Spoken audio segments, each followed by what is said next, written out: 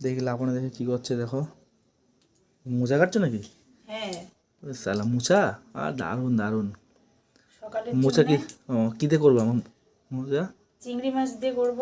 ডাল ডাল মোচা চিংড়ি মাছ। ও দারুণ। ওরে মোচা, সে বাড়ির মোচা তো? হ্যাঁ, বাবা পেড়ে নিয়ে এসছে বাড়ির মোচা।